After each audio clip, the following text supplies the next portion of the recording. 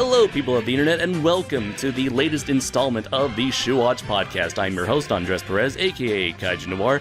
So, for this episode of the Shuwatch podcast, I'd like to introduce two new guests to the show. It is Brandon Phillips and Jack of the Kaiju Assault trading card game. So now, please give a round of applause to Brandon and Jack. How are you guys doing today? Doing pretty good. It's definitely been a day. Would the two of you mind telling the audience a little bit about yourselves and your line of work and what you do for the Godzilla fan base or kaiju community? Well, Jack, would you like to start that off?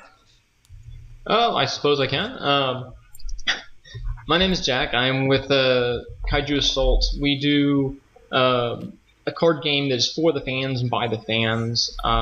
What we've done is we took the characters that were existing out there and we put them into a card game so you can actually fight them against each other. Cool. Yeah, and I'm Brandon. Basically, daytime I'm a movie theater manager, and nighttime card creator and designer and philanthropist that doesn't philanthropist anything. So, we do what we do. All right, excellent. So, besides the Kaiju Assault card game, have either of you ever been involved in collectible trading cards? I did a little bit with the Pokemans so many years ago, and Jack actually made me a couple of custom Magic decks. He actually has way more experience with all that than I do. Jack? Actually, I've played Yu-Gi-Oh! I've played Magic the Gathering. I've played Alien vs. Predator card game, which a lot of people don't recognize as existing. And then I've also played Pokemon as well. It's Pokemans. Pokemans. The Pokemans, the Pokemans, the Yugi-mans, the Pokeos. Exactly. Oh, I like that one. I'm going to do that. But there's a lot of card games I've played. I remember back in my day with the Pokemans and the Yu-Gi-Ohs. Nowadays, they got their Bakumans going on. I don't understand these crazy kids and their rapscallion little whatchamacallits anymore. Absolutely. There were 151. Now there's way too many. Yes. 151, the way God intended. Yeah, right? They introduced the Blue Eyes White Dragon and Pikachu dies. So. Clearly, Gohan There's is the a best. verge there that doesn't quite work, but okay. Yeah, we'll see how many fandoms we can irritate with that one. Let's keep the facts straight, okay? So let's keep the facts straight, all right? Gohan is the best Pokemon in Yu-Gi-Oh. I always thought it was Trunks, but we all know Krillin gets that one shot in every now and then and dies, so it happens. Debatable, but I can see your point. I thought the argument was always between like Garurumon or something like that. And was it Guilmon or?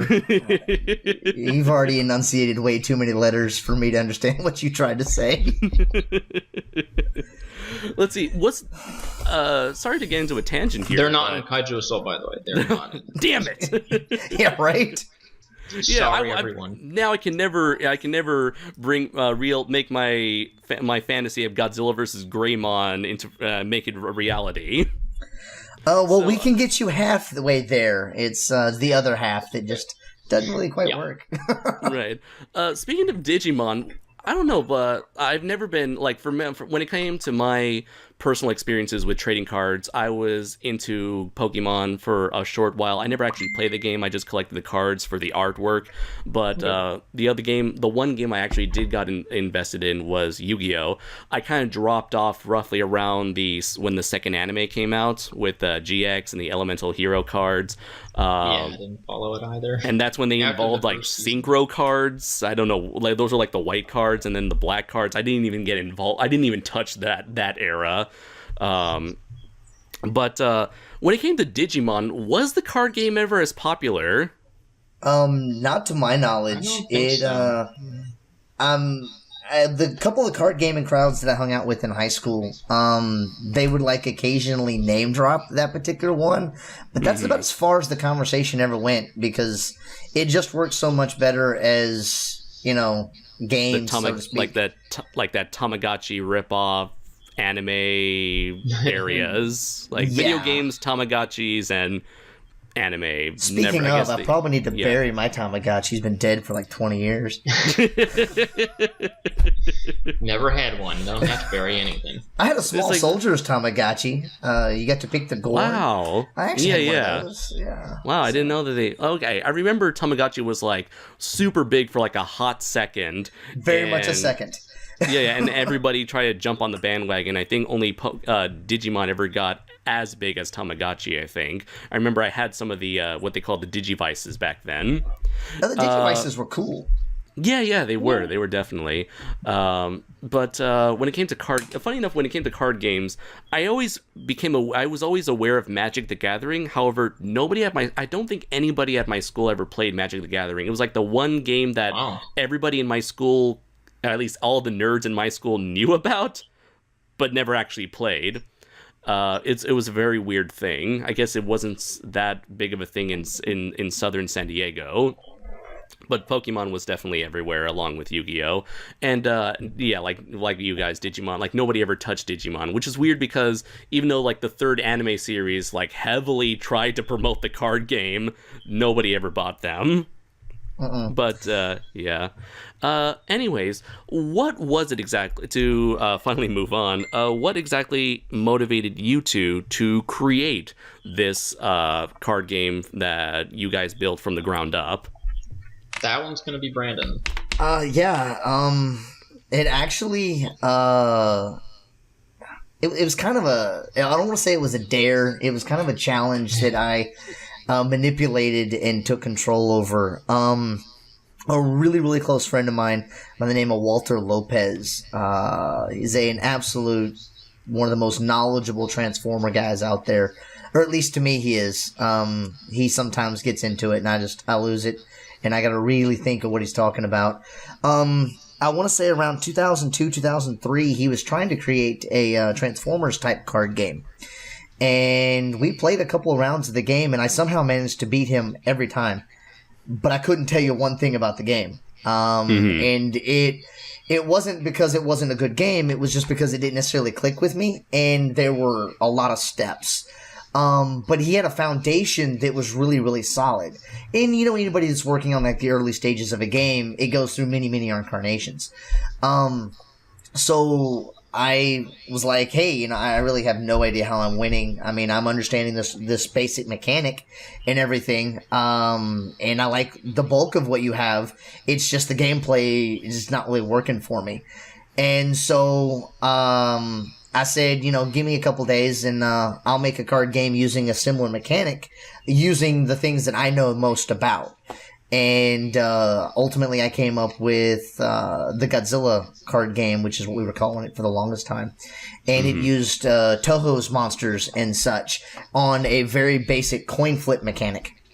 And in doing so, yeah, it was very, very basic. And I took it to school 2-3 days later, and we actually played it for about a year and some change on a regular basis. For some strange reason, we ended up for about 2 years, we had bomb threat after bomb threat, and so we got locked down in one of the classrooms, and that's what we did for 4 and 5 hours a day.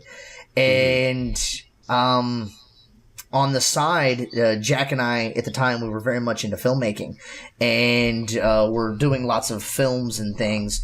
And one day we had a really big shoot that was scheduled to plan out, and it rained horrendously, and nobody wanted to show up on set. So I go, well, you and I don't have anything really to do, but the weather's only going to be bad for a couple hours. You know, let's kill some time. And so I brought out the card game. And he kind of looked at me like, you don't have a card game? And I go, yeah, I do. I've got this card game.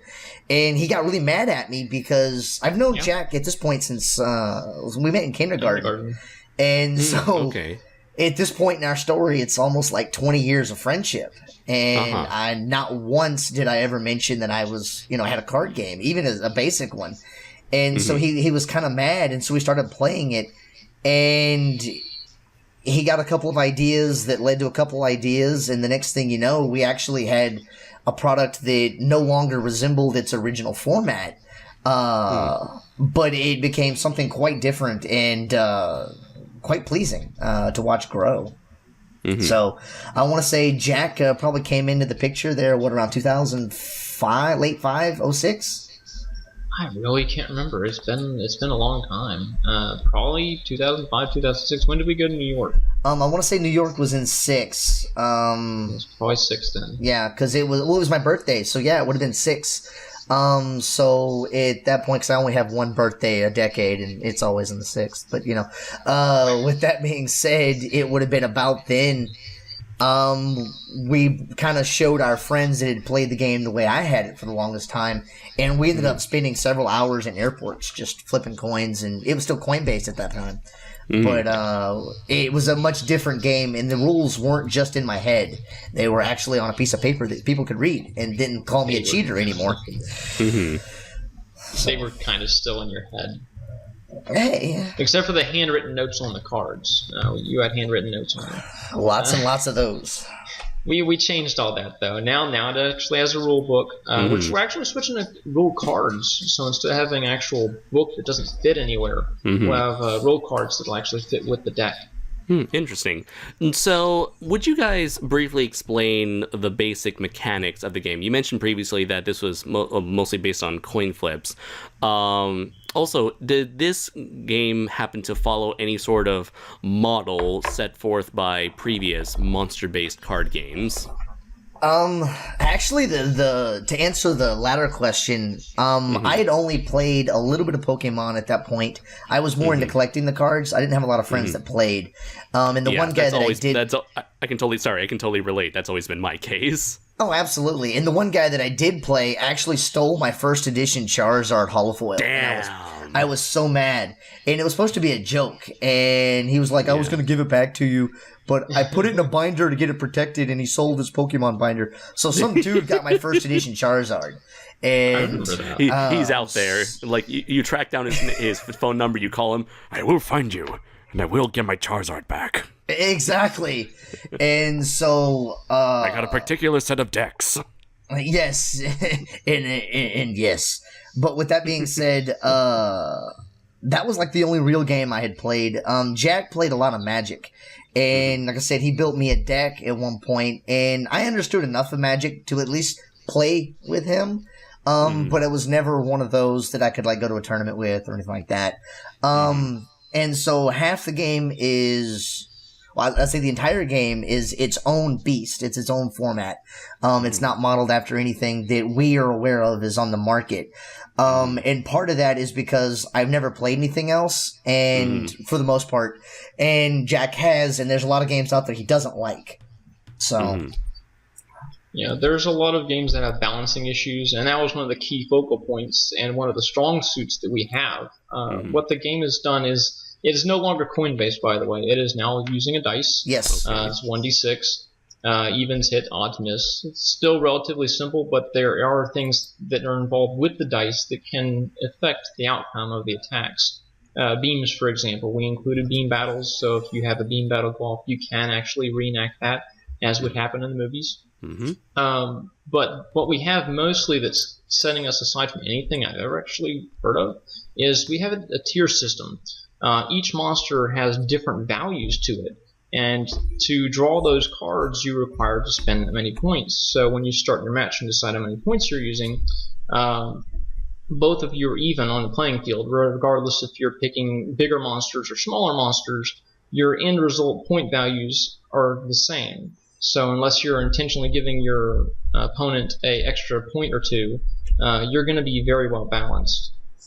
Which is interesting because we took the concept of the original version of the game, which was always blind draws. Nobody could ultimately pick...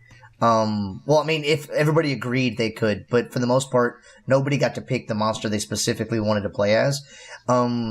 We would say, hey, let's play with 4 cards apiece. And people would pick 4 cards, but you didn't know which cards you were getting because they were blind. And so whenever... Jack noticed that, some cards were just horrifically more powerful than other cards if you kept the playing field even, which was, agreed upon 4 cards and 4 cards. The person typically would always win with the more powerful cards because they were able to do a lot more. So one of the biggest contributions that Jack brought to the game, and I want to say that was probably brought in around 2010, 2011, if I remember correctly. Yeah. Was the tier system, and that's actually the hardest part of our portion of the game now, is making sure everybody fits into the tiers that they are in. And in doing so, as Jack stated, you could have, like 2 Godzillas, but if you're playing a 20-point game, you pretty much spent the bulk of your points. You're only going to get 3 cards out of that for the most part. But if somebody spent a little more conservatively and got some of the more middle tier monsters, they could very well have more monsters than you do. And all of a sudden the playing field becomes way more balanced that way. So I see. And so how do you win in the game? Like, how do you reach the goal? The last monster standing. Last monster standing. Okay, so you have to like burn through your entire deck. Well, the deck structure is only used unless a card specifies. The deck structure itself is only used in the beginning of the game, when everybody's drawing from their cards, because everybody ultimately plays from the same set. And once you have your cards and you go through and you play, those are only cards that are going to be used in the game outside of the military or the hazards that are, expansion pack all demo. Okay, so this isn't one of those games where you draw a card at the beginning of every turn. No. Okay. It's definitely not going to be, like midway through a new monster shows up and you have to start, trying to work somebody's HP down all over again. Unless the card transforms or it specifies that it draws somebody else. But yeah, we may do more of that in the future, but for right now, I couldn't figure a way to make that balanced, so... Okay. Currently, we don't have any way to draw additional monsters to your team. Oh, this is like some WWE sort of thing where it's like one wrestler enters the ring out of nowhere and then starts pile driving everyone. We don't do exactly. that. Well, I had an idea for that, and he keeps shooting me down. And we have some things that get kind of close. It has to be balanced. Well, it does. And we have a couple things that come close to that. But there really is, Macho Man Randy Savage is not going to come out of nowhere and take out Hulk. Hogan's just going to have to do what he's got to do, but somebody's getting a Slim Jim in the end. So. I'm ready for you, Jet Jaguar! Yeah! I got 3 minutes with you. 3 minutes of playtime. Because the Macho Man Randy Savage says so. You're ready for Macho Madness. Oh, yeah. Man, see, that's actually pretty good. I'm not going to jump into that. I have spent too many vocal cords impersonating Macho Man. He is probably a sick obsession. Him and... Oh, yeah, I can totally see. Yeah, and Roddy Piper as well. But, we gotta love Piper, right? Absolutely. Let's see. So, since you guys were talking about balancing, when it came to translating all of these monsters, these cinematic monsters, into card form, which characters have you found to be some of the most difficult and easiest in terms of balancing them and the whole translating them into the card game? Wholeheartedly, Godzilla's probably the easiest one to do. Okay. He had to have been. Actually, and the reason we say he was is because, he was the first card I made. But he was kind of the standard. We had the most content for him. And instead of making like various incarnations, which we ended up doing in the end, there was only one Godzilla in the game. And the one Godzilla in the game was the king of the monsters, so to speak. And so all the monsters had to be tiered appropriately in how their battle went with him. Did they overpower him? And was it like a last-minute trick that allowed Godzilla to win?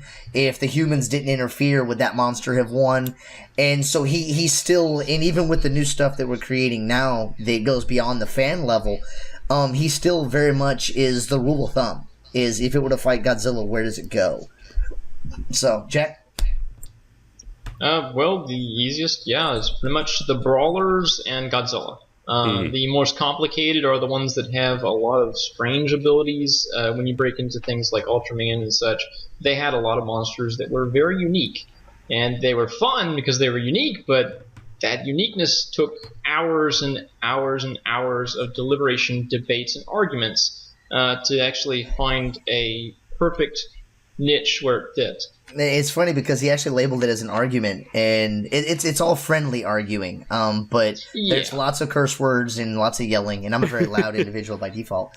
But the easiest way we describe beta testing, it's 4 hours of debates and 15 minutes of gameplay. Exactly. That's about right. And we pull out the YouTube, we pull out our video collection. Look, this monster does this. No, it did it like this. Well, the only reason it could do this was because and it becomes these long-winded debates, and it's actually made us quite a bit more knowledgeable in the pursuit of accuracy than just trying to say, hey, Mecha King Ghidorah can shoot out 3 beams, 1 out of each head. He has the anti-gravity beam attack, but he has other attacks as well, and what would they have done and how were they to be handled? But probably the most nightmarish ones are whenever we try to tackle some of the Ultraman monsters. And those, anything from certain cards with time travel, which we so hard worked on, trying to get the Ultras themselves to work. We've had one card that's been in beta hell, so to speak, for the past, I want to say 5 years.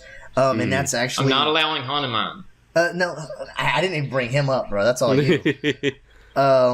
Is actually a Mabius monster by the name of Ifu.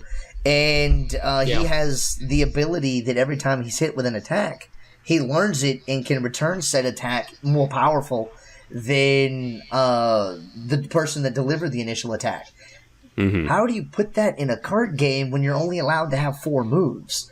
And so we've had he's been trapped in this nightmare, and we actually have a very working version of him now, and one day a version of him might actually see the light, since we're not necessarily doing that right now. But it's some cards will go into beta testing for 3, 4, and 5 years. I know we spent, I think, 3 years working on Ultraman Zero, for Pete's sake. And he's still getting new powers every so often, like the new Ultraman Geed show. And we left him at the regular form. There's no Shining Zero, there's no Holier Than Thou Zero. Mothra's the only one that does that stuff. We gave it to Mothra because, well, everybody likes that. But he's definitely, he would have been a game breaker if we actually hadn't created a whole new tier for him and him alone. I say alone. He ended up getting monsters, obviously, to be in said tier as well. But it was because I wanted Zero in the game that this new tier, which allowed us to put the GMK Godzilla, or heaven forbid the people that like Super Godzilla from the NES games and such like that. The only reason that they're in the game is because of Zero. So I see. So I noticed that right before Jack mentioned that he didn't refuse to include Hanuman into the game. So that brings up the good question. Are there any characters that you get to have personally banned from the game? And if so, why? Jack is pretty adamant on Hanuman. Pretty much I blackballed it. Is it due to the whole Chayo Tsuburaya controversy? Actually, no. That, and mostly it's mostly about the abilities that the other two, Alan and Brandon, wanted to include on the card. That's what it is. See, we strive for accuracy, and Jack is aware of the legal issues behind Hanuman and Chow and all those. Sorry to interrupt you, but I guess we should explain for our listeners who Hanuman is, since most Godzilla fans on the internet generally know Godzilla and Gamera, Kong, and nothing else really. So true. I guess to put this simply, for those who don't know, Hanuman was a character that appeared in a Thailand Tsuburaya co-production, 2 co-production movies. One was, what was it called, the 7 Ultra Brothers versus the Monster Army, and the other one was Jumborg Ace and Giant, and both of them featured this Thai-only character, Hanuman. So yeah, that's basically it. And then if you want to know more about what happened between Tsuburaya and Chayo, the two companies that were involved in this co-production, you should check out an article on Sci-Fi Japan, and it's a really fascinating story. Oh yeah, it's very, very fascinating. But because of the accuracy that we strive so much for with the creation of these cards, a really close friend, Alan, who has become one of the card designers for us, incorporated Child Legal Battle, which is one of his. He's not getting in the game. Which is one of his 4 attacks. In Legal Battle, he has the power to steal one of the following characters: Ultraman, Ultra 7. Well, it's pretty much. Well, we broadened it a little bit, and it's basically that he could steal another monster in the game currently, and both players had to share the rights to use said monster. And Jack is instantly, he doesn't like when anybody can control anybody else's monsters. And so it's very, very touchy territory whenever we go into those types of things. But because we strived for accuracy, that's what that card had to do. And so Jack ultimately put his foot down and said no. And so there's no way to balance that. So we have spent. I take your monster. Fuck you. I'm taking my game. Yeah, drop that. I'm going home. Yes, if it's their deck, then you're just walking out. Yeah, because you're all playing off the same deck. So I mean, what happens if it's their deck? You're just going to walk out the door. I'll take Hanuman with me. You automatically lose. But yeah, that card is. It's pretty much on the ban list, though. Alan and I. About once every 6 months, we slide it on the table for approval, and it still gets slid right back to us. So, can you send me a copy of the card? Yeah. This one looks good. This one looks good. This one looks good. Hanuman, no. But outside of Hanuman, I don't think there's anybody that we've declared off limits. We have sent a lot of people back to the drawing board. But nobody has been like, no, we're not. And that's actually the whole reason we incorporated the legendary tier was because the cards we originally said, no, that can't be in the game, was 0, which was they couldn't be tiered properly for accuracy. And so we created a whole new tier that kind of allowed them to have a couple of, abilities that would make them be able to fit into their accuracy, but then not break the game overall. And so with that being done, 99% of everybody potentially could have been made at one time into a card. Okay, interesting. And before getting into the creator-owned characters this year, which franchise have you enjoyed making cards out of the most? For you two personally. Well, you were pretty much doing all the Toho ones before I got around to it. I just tinkered with them. Yeah. For me, I guess it had to be the Ultramans, because those are the ones that I was throwing up there a lot. Yeah, it's pretty accurate on your end. Or Kiryu. I love Kiryu. I think you actually worked on Kiryu. Whenever Jack came into the game, I pretty much had most of the Toho universe, so to speak, in the game. Okay. So with that being said, I mean, the original, I'd say 54 cards that are in the starter pack, other than the changes that Jack made, they're pretty much, for the most part, all my initial idea and creation, as far as their interpretation. So I definitely, obviously I made like 60 monsters, and we cut it down because we didn't necessarily need, 15 Godzillas and, 8 versions of Mothra and 4 versions of King Ghidorah and all that. You have a version for every incarnation of Rodan, Mechagodzilla, Mothra, everybody. Well, actually, Godzilla. At one time, yeah, we did. Yeah. And it just got to where it was kind of like, is there a way we can just kind of mutate both of these cards together? And some cards we were able to do that with, and then some cards we were we were very adamant in keeping like their Heisei and their Showa incarnations very separate. So some monsters actually have, a past and a present, but then some are slight conglomerations between the two. Like King Ghidorah, for Pete's sake. He's got a lot of appearances in the Showa and, a couple there in the latter films. He's kind of a conglomeration of those because there wasn't a massive amount of change.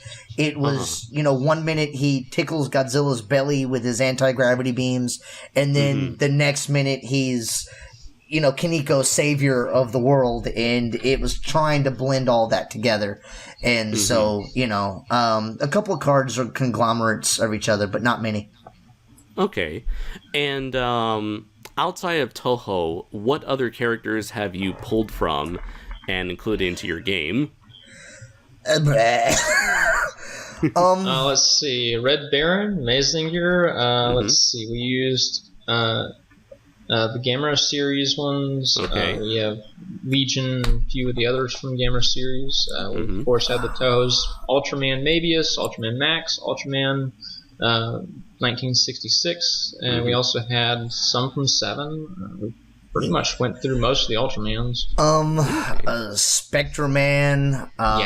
Spectreman. Inframan. King Kong. Obviously King Kong.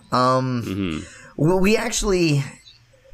We hit a lot of franchises. Yeah, Power Rangers, Super Sentai. We hit a massive amount of franchises as far as that goes. The starter pack was originally 56, and we cut it down to it was 60. We cut it down to 56, and then we cut it down to 54 for printing purposes. But I'd say outside of the starter pack, there's probably another 100, 120 monsters on top of that between the hazards and the expansions.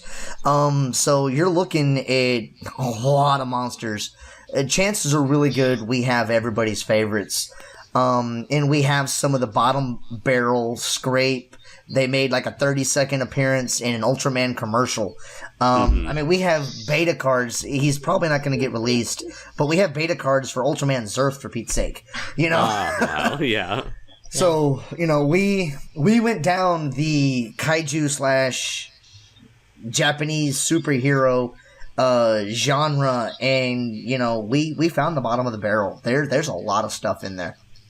So. Interesting. And so going back to what you mentioned before, like before this became a big thing, you say that you two had like a prototype version of the card game that you would play on like rainy days whenever you guys had nothing to do, when the game was just like a personal hobby you made. So how did you constructed the original version of the game? I think the program at the time was called Microsoft Word, and 3x5 index cards, note cards that I should have been using in high school for various theses and things I had to write. I took a picture off of Google and put it in Microsoft Word. I hand wrote a bunch of I typed out a bunch of attacks, and I printed it up, cut it out, slapped it on an index card. And I said, "Here you go. This is a card." It was very, very basic, and it even had all the spelling errors in it. And there was one spelling error that actually took like a couple of years before it was even really noticed, and it was the Mothra card. I somehow managed to misspell Mothra. I spelt Mothera, and I could only think that the program corrected the word for me, and I realized it corrected it, and I went back to fix it, and all I did was add an A. But so the original prototype card, spelling errors and all, I still have actually, and they were just simply index cards. Then the second incarnation, Jack bought a relatively decent printer that was able to print on cardstock. And it wasn't the world's greatest cardstock, but it worked for what we needed it for. So then we printed, on instead of regular taping on paper to index card, we printed directly to the card. And then we laminated a couple of decks after that. And then around 2012, 2013, something like that, we did our first official printing. And we actually had a third-party printer go through and do a mass printing of the entire game. They cut all the cards out for us, and then that was 13. That was 13, yeah. And then we went through and had to hand sort everything. So it's been very much for the lack of a better term, a bubblegum card game, rather, for the longest time, because that's kind of how it all started out, was just index cards to eventually getting printed. Okay. And how difficult is it to print out your own cards when it came to the final version of the game that we have today, in terms of how difficult it is physically and financially? You mean as far as to print it out from your own home printer, or to actually get a professional printer to do it? I guess whatever's the method that you two use now. Professional printing. Okay. Yeah, professional printings. Well, the company we use, we've used them a lot. For a long time, it was a lot of their problems not understanding or not picking up what we were doing. So we would have a lot of issues with them putting the wrong backings on there, even though they're clearly labeled this one uses this back and this one uses this one.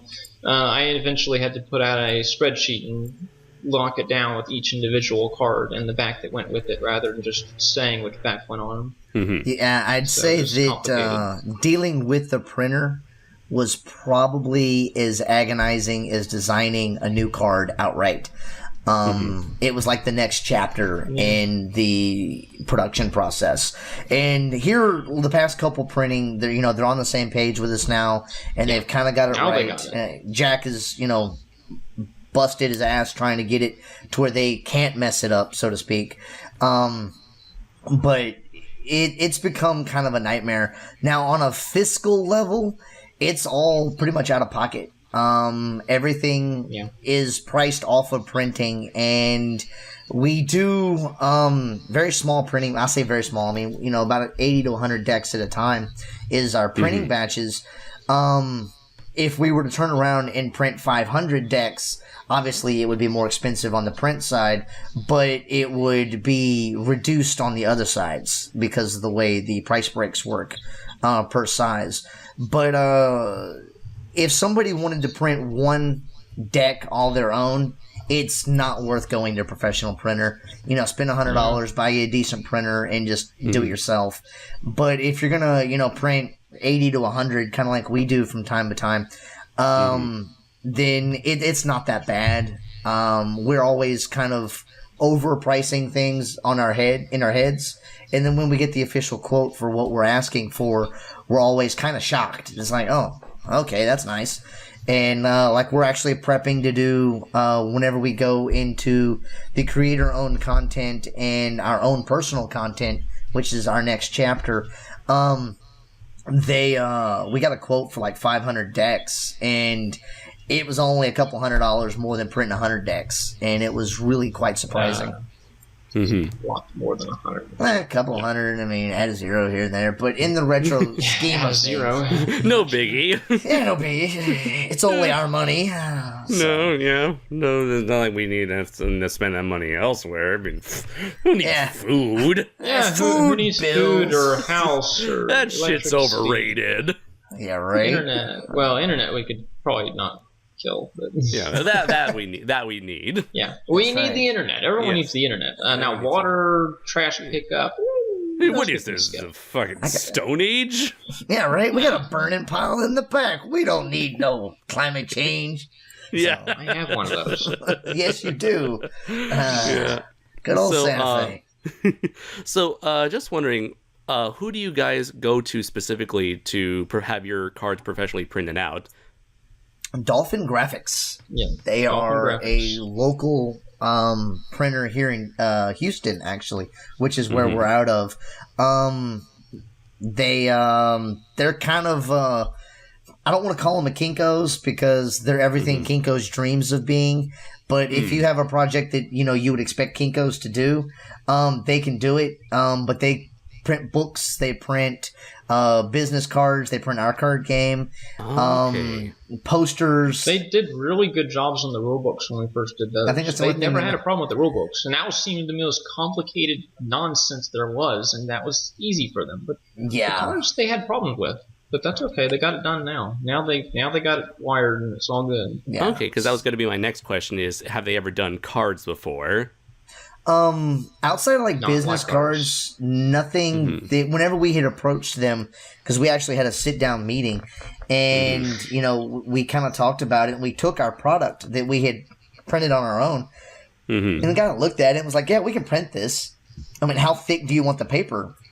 And I was like, "Well, it's a card game. It's got to be kind of thick, And he just was kind of like, and he went and came back with a couple different paper options.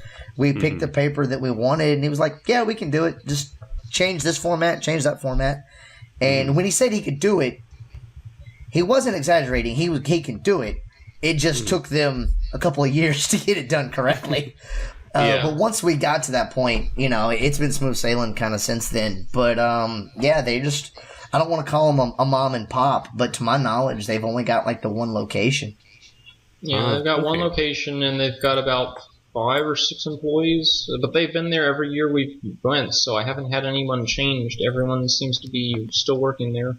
Yeah, everybody loves we went DD. through several different printers, all asking to do this, and every one of them was telling us, "No, we can't do that," or "This is the fee. It's going to be way more than we can afford." Dolphin was the first one to actually give us a reasonable quote at a reasonable price, and said that they would be able to do it. So, yeah, that was good. Most of the other printers, they wanted to do several thousand prints or more, and that was their limit. They said you have to get at least this many, or we won't do it.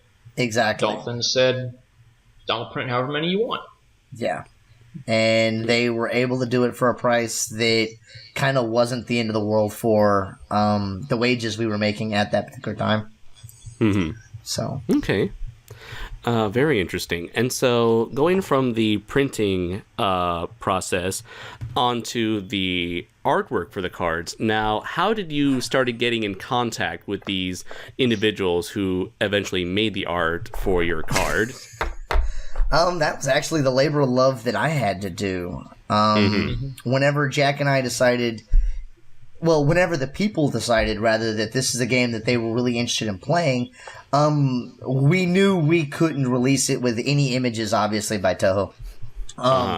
But there is, massive amounts of fan art that, you go to any convention or what have you, and you've got artists, with all their fan art and stuff that they do and the stuff they get commissioned, and, they sell that at their tables and such.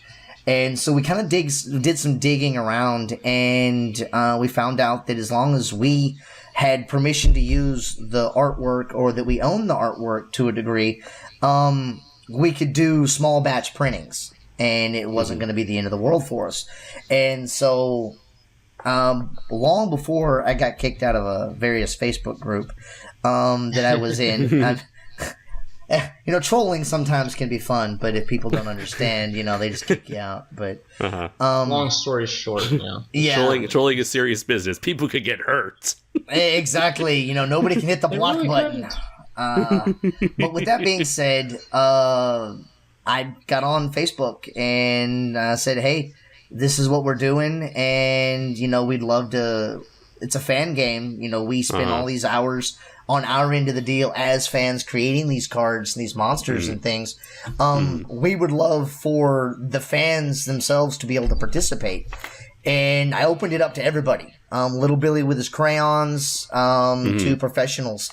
And we got a massive variety of quality and such that came in. But anything that pretty much made us smile or was like easily very recognizable as the monster, we were like, "Cool, bro." Derposaurus? Yeah, Derposaurus. But we put them in the card game, and all the people, we made deals with them, and they got copies of their cards and such like that, and they got to be a part of something on a fan level, and it made a lot of people really happy. I see. So was it through mostly social media that you were interacting with these people over? Correct. In the early days, it was pretty much all social media was the way it went down. Okay, because I also had a question as to how were you able to spread the word about your card game, and how was it that it was able to pick up traction? That actually is all G-Fest. G-Fest okay. is all of that. We had a couple people in a couple of the groups. One of our regular artists by the name of Nick Huber. He's a great little artist. He's been with us since the very beginning and has done some really cool stuff. But every time he does something, he shares it. He puts it on like 5 or 6 Facebook pages, his own, DeviantArt and such like that. And, he kind of helped with some of the ground exposure. But the bulk of our overall exposure, I'd like to say, came directly out of G-Fest. Between, for those who don't know, that's a Godzilla convention in Chicago. Yes. Yes. Well, if they're watching his show at this point, they better know. They probably know. Yeah, I mean, it's not like I made 4 videos dedicated to it or anything. Exactly. Yeah, G-Fest has just been an utter blessing for us. JD has been really cool.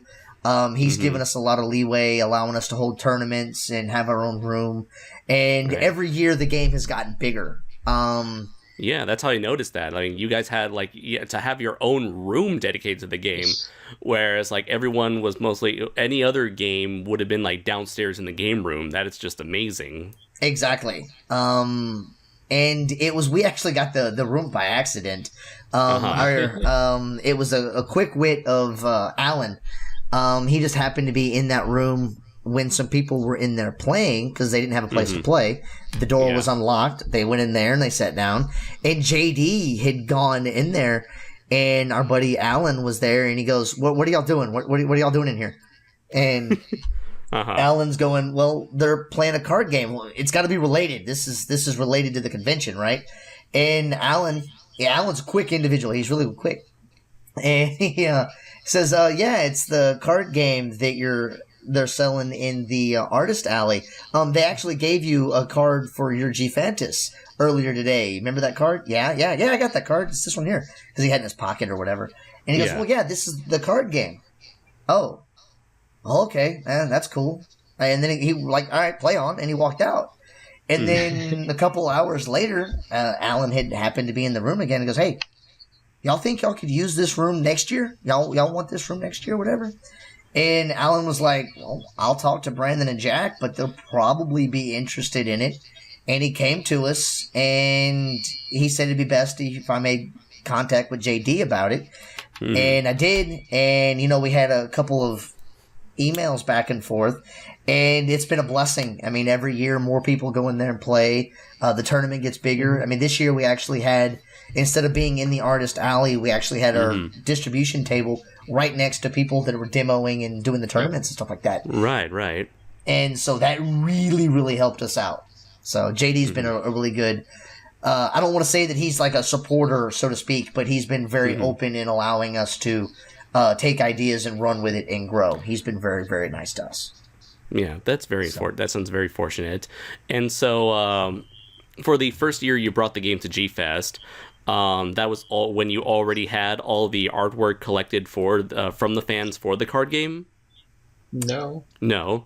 Well, that was still using your postcards. Well, the very first year we went to G-Fest, it was it was the index cards. They were I thought we had already done a second version. Okay, so it was the cards that Jack They were printed, Okay. but they weren't in the current format. They were just printed cards. And we were still using Toho's images, but we had like 2 decks. He had a deck in his pocket. I had a deck in my pocket. And the only reason we took the game is because it was our first G-Fest. And we had been to numerous conventions in the past where there's like a lull period where you're waiting on, a panel or an autograph session, and you've already spent all your money in the dealer's room and you're not hungry. Yeah. There's this lull period that everybody finds. And Jack and I's first G-Fest, we didn't know what to expect. Now, we were actually very overwhelmed and fell in love wholeheartedly with the convention. And everything that everybody has always said about what G-Fest it means to them, we instantly understood. But we had a lull, and so we sat down off in the corner of the hallway in between the dealer's room and where the Dojo Studios is or was it I that think we year? were waiting in line for the dealer's room, actually. It might have been. Maybe. But we I were don't playing remember. in the hallway, and people came up to us and had asked, "Hey, what's that? What's that?" And we were like, "It's a card game we made." And then more people started seeing us, and they were asking, and we had a couple of people that really loved the game, and we ended up spending, I'd say, about 12 hours, 14 hours of our G-Fest one day just playing the card game in various locations that we kept getting kicked out of because they were trying to clean. And they've been some very, very loyal guys. Evan and Nathaniel and a few others, Yep. they've been really, really good to us as far as like support goes on that level. And they were like, "Hey, can I buy the game from you? I want to play the game. I want to show my friends." And we were, "It's not for sale. It's, we can't sell this. I mean, it's just a fan game, Yeah, this is my coffee. You Yeah. can have it. It's mine, not yours. Yeah. Go away. And so after, being asked a million times, the following year we printed up a handful of decks just so people could play while we were playing. And then it kind of spurred off from there. The very following year, we collected all the artwork. We had them professionally printed.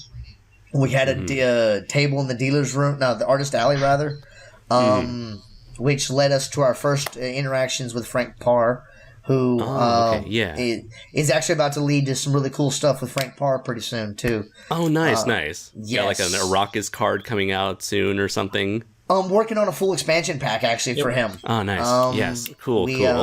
We're in the process of doing the nitty gritty negotiating now, but yeah, and he's like, "Yeah, sure, you can, as long as you created the game yourself and blah blah blah, you can have a table." So he gave us a table. We paid for it like everybody else, but I mean, we got a table. We got in, and our first year we sold out. We printed, we took 40 decks, I believe is what it was, or 35 decks, something like that, and we sold out halfway Saturday. We didn't even make it the entire weekend. Yep. We sold our very first expansion pack and the starter pack. We were done. We were flabbergasted. So the next year we increased our order, and we came back with like 5 or 6 decks. We almost sold out. Then the next year we doubled our order again, and we came back with just under half of our starter pack. And at this point we've got a couple of expansions and such, but we were almost halfway on our sales. And then this year we actually sold out again. So it's just been something that, on a level every year has gotten bigger and bigger and bigger. Now, do you sell decks exclusively at G-Fest, or can you purchase them online? Jack has designed a glorious little website for us. It's actually still being, every week it changes a little bit. We're currently out of starter packs, but everything is available on the website, yes. Okay, excellent. And for future reference, what is the name of this particular website? That's all you, Jack. KaijuAssault.wix.com/Kaiju Assault card game. Excellent. I know that because I have to type it in so many times. I'll be sure to bring that up at the end of the podcast. So you can also find it on Google just by searching Kaiju Assault. It's usually the first thing on the list. And that's actually what I tell everybody, because that is entirely too many words to enunciate at one time for a website. It is. I'm sorry. But, So, what was the inspiration behind the name Kaiju Assault? Like, I can understand where the name Kaiju came from, but why the name Assault in particular? The word Assault in particular? Because we knew we couldn't get away with calling it the Godzilla card game. Yeah. Yeah. No, there were a lot of names we couldn't You could use. call it the Big Fella card game. Yeah, right? And, give it like a little wink in the nod to that bootleg toy. Everybody likes the big fella. Absolutely. Actually, Jack ultimately came up with the name. When we met Alan at a Bruce Campbell signing, Jack and I were in the back of the auditorium. We just got through watching the movie or what have you, and we were talking about the cards. And Alan, unbeknownst to us, this gentleman directly in the row in front of us, overheard us talking about Godzilla, and we didn't know who this man was. I mean, he just said he was a really big Godzilla fan and didn't necessarily allude to how big of a Godzilla fan he was. Boy, did we not know. But with More than just Godzilla, too. Yeah. And at that point, we were calling it, was it Godzilla Total Domination?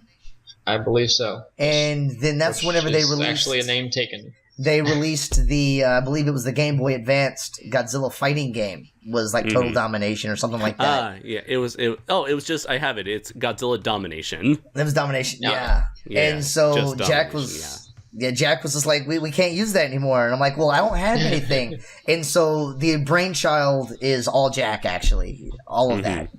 I'm sorry, keep. Okay. And how did you ended up coming up with the name Jack? Well, it was pretty much combining the fact that it was based around giant monsters, and it's one giant fight between the different monsters. So it's kind of like an assault. So I just went with Kaiju Assault.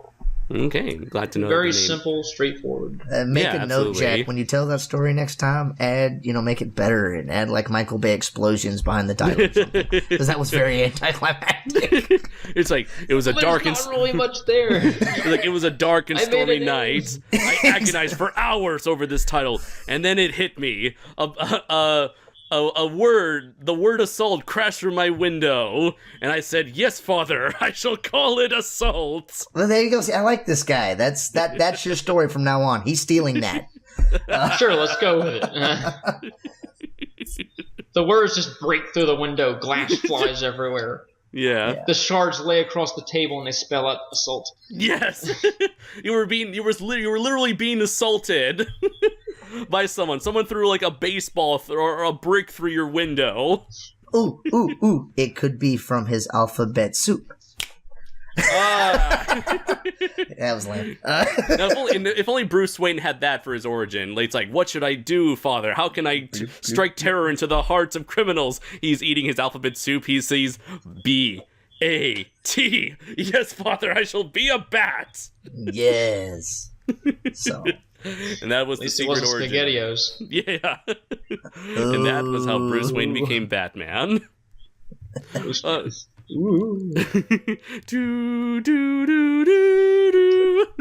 Okay, so I guess moving on. Throughout the years at G-Fest, and after many years of building on the card game, expanding it, increasing the production values, upping the presentation... over the years, what has been your favorite card that, like, what would perhaps be your favorite card that you have developed, either in terms of, like, its purpose in the game or just by its artwork alone, or just, like, you're just attached to the character in general? Or even it doesn't have to be, like, a one particular card. What have been some of your favorite cards that you've developed? Taelong. Taelong was a lot of fun. Taelong actually goes from Go-Go Sentai Bokenger, and which is one of my favorite Sentai seasons. It was actually one of the first ones I ever saw in its entirety as well.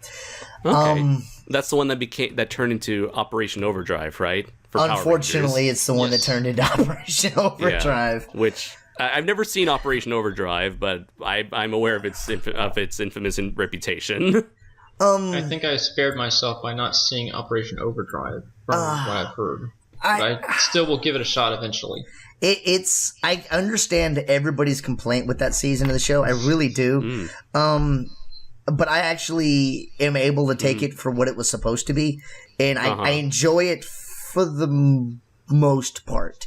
But when somebody gives me their critique of it, I don't ever have a counter action to go with it or anything. It's like, no, you're right. They shouldn't have done that. But for some reason, I still mostly enjoy it, and it might be because of my link with Bokenger. I don't know. Okay, but, yeah.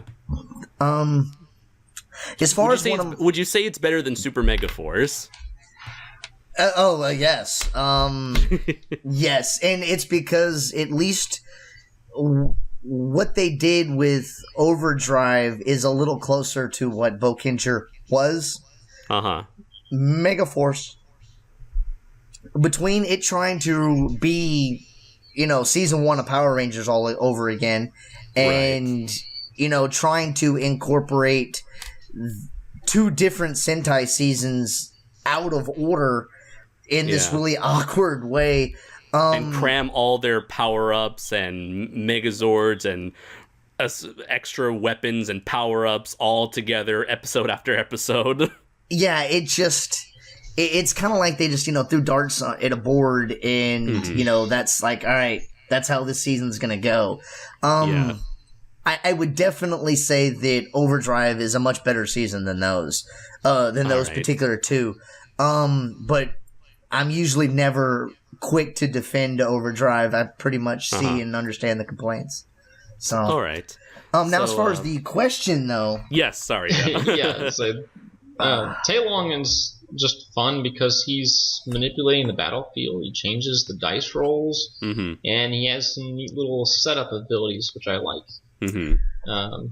Try not to go too far into detail, but basically he has the ability to give people bad feng shui or good feng shui. And that particular spot is forever bad or good feng shui, whatever you pick. And you have another ability you can relocate characters. So you can move them to the spot that has that bad feng shui. So that way they can have a harder time hitting you.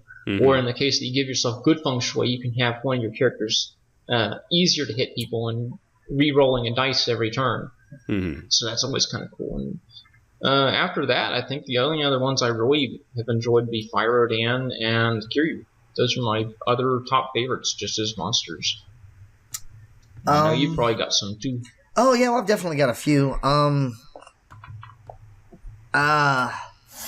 love Biollante. But I have a soft spot for Biollante, ultimately because the original version of Biollante was the absolute most hated card in the game. And the reason being is because she had a lot of health and she could deal out a lot of damage. And after you had battled Biollante the first time, you knew instantly that Biollante was the card you needed to get rid of. And because Biollante was never able to last more than 2 turns, because the people saw what she was capable of doing, she actually helped us create and establish a little bit tighter rules for the attack structure. So Biollante is actually very integral to 2 elements in the game. One, the grab ability, and then the number of times a card can be targeted. They come strictly from Biollante. Then, as much as I'm not necessarily a fan, but I do love Orga, and Orga is kind of the same way as Biollante. Orga has a unique ability that is Mimic, and he can learn another card's attack. And with this Mimic ability, Jack learned quite quickly that certain things needed to be worded a particular way, because if Orga learns somebody's power and ability, they could completely ruin the game because Orga only takes so much of the phrase. And so those 2 cards initially broke the game. And because of those 2 particular cards, we now are very cautious in how we move forward. So it goes through what would Orga do, or is it going to live as long as Biollante? And if the answer is kill everybody or no, then we got to rework it. So those are probably my 2 favorite cards in there because they ultimately mean so much to the overall designing of the actual game itself. All right. Very interesting. So one thing I did want to bring up is that the idea of a giant monster card game that was made by fans for the fans, it reminds me a bit of the Colossal Kaiju Combat card game that was around for a while. I know it wasn't around at this year's G-Fest because I don't believe Simon Strange was there at this year's G-Fest, but I have seen it the card game itself a couple times. And I just wanted to know, have either of you been aware of that? And how do you feel towards that game and comparing your game with their game and in terms of like the competition that it brought? Well, I guess I can do a quickie answer on that. Okay. We actually, well, as far as my part, Jack will have his own opinion as far as gameplay goes. Sure. On my level, we were very much aware of Colossal Kaiju Combat, but at that point we had already been well into what we were doing. And it's interesting that you bring that up, is because the first time they released in Game Informer screenshots for Godzilla Melee, which was the first fighting game, Godzilla game that Strange worked on. Yes, yeah. With Atari and Pipeworks and such. It was between the day that they showed the issue that they had showed the screenshots for it and the initial release of the video game itself that we had done I had made the original coin flip version of the game. And my buddy Walter was asked one day, why I had made this, and he kind of said, well, because he's waiting between my game and waiting on the new Godzilla fighting game. This is as close as we're ever going to get. And to a degree, he might have had some accuracy behind that. Then, obviously they made some other games afterward, and we kept doing our thing. But we actually were, before they had put the Kickstarter up, that they were wanting to do the release of another kaiju fighting game, and this is after they had ultimately found out they weren't going to be able to do Godzilla. They had done the Kickstarter for what was to become Colossal Kaiju Combat. We had already started making sales. We were doing our own thing, and already already establishing yourselves. Yeah. Exactly. We were already doing our thing, and we went to G-Fest one year, and we were looking at their cards, and we really loved that they were all fan-oriented cards, but we kind of thought it was an interesting angle that the cards that everybody liked the most there were potentially going to make it into the game. And ultimately, that card game, if you could call it that, so to speak, was strictly promotion for the video game that they were, trying to do at that time. Yeah. And so we were cool, more kaiju in the playing field, so to speak. Yeah. Who knows what would have happened at that particular point in time. But I believe Jack actually, the year that they had initially made their booster packs for people, I think is whenever he got his first real exposure to the cards themselves. And I think you might even try to play a game or something. No, I didn't play a game, but I did go online. I read up about it. I read the rule books and such. And it didn't seem like my cup of tea. I'll just put it that way. Okay. I did notice some balancing issues up front, but that's something I notice with every game. No one ever should be thinking that, Magic the Gathering doesn't have balances. It does. Every card game out there that I've played other than ours has had some severe balancing issues, and it takes many years to get rid of those issues, which is why it took so many years for us to get out our game and why it took so long for us to do these expansions. And it pretty much takes us pretty much from the end of one G-Fest to the beginning of the next one to get the next sets out. And by a set, that's anywhere between 8 and 16 cards. Yeah. Okay, yeah. I was just very curious about it, considering that it was, I think, I'm not sure which game I was aware of first, whether if it was yours or CKC, but I remember noticing both of them at roughly around the same time, potentially either at my first or second G-Fest in 2014 or 2015, respectively. And I was just curious as to what you guys thought about it in terms of, the competition. Although it seems like, I don't know, for you guys, did it ever seem like that game ever caught on with the fans? Because obviously I would always see you guys having a much larger presence at G-Fest as opposed to like one table at the dealer's room with Simon. I did like them having a group there. I mean, they did have their groups, they had their fans, and they had their own monsters, which was nice. We're going to start doing that ourselves, so we're going to move that in that field. Yeah, because it seems like nowadays, ever since the development on the game went south, it seems like the card game is the only thing Simon seems to be promoting nowadays whenever I decide to visit their forums on a blue moon.